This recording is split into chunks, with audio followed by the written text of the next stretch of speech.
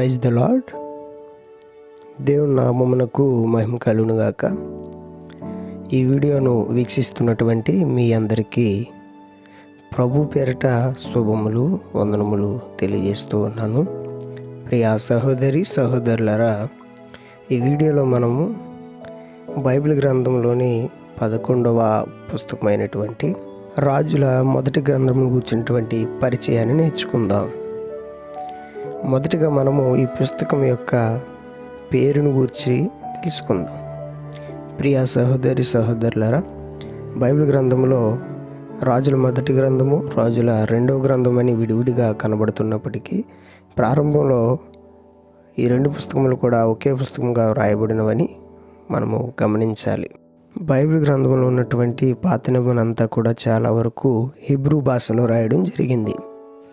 ప్రియా సహోదరి సహోదరులారా, హీబ్రూలో సెఫెర్ మల్కేమ్ అనేటువంటి పదాన్ని ఉపయోగించడం జరిగింది. సెఫెర్ అనగా బుక్కు, మెల్కేమ్ అనగా కింగ్స్ అని అర్థం. ఇంగ్లీష్లో మనం చూసుకున్నట్లయితే బుక్ ఆఫ్ కింగ్స్, అది తెలుగులో రాజుల యొక్క పుస్తకం. ఈ పుస్తకమును ప్రవక్త అయినటువంటి ఇర్మియా గారు వ్రాసి ఉండొచ్చని పండితుల యొక్క అభిప్రాయం. ఈ పుస్తకమును రచించినటువంటి కాలము క్రీస్తు పూర్వము 560 నుండి 538 మధ్య కాలంలో రాసి ఉండొచ్చని పండితుల యొక్క అభిప్రాయం. పుస్తకమును రచించినటువంటి స్థలము బబులోను. ఈ పుస్తకంలో గల మొత్తం అధ్యాయములు 22 అధ్యాయములు. 22 అధ్యాయంలో గల మొత్తం వచనములు 815 వచనములు. ఈ పుస్తకంలో గల పెద్ద అధ్యాయము 8వ అధ్యాయము.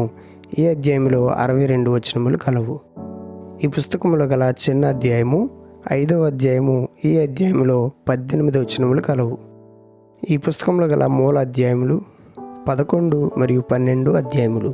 ఈ పుస్తకంలో గల మూల వచనములు 9వ అధ్యాయము 3వ వచనం నుండి 7వ వచనం వరకు. ఈ పుస్తకంలో గల మూల వాక్యము రాజ్య విభజన. ఈ పుస్తకం యొక్క ముఖ్య ఉద్దేశము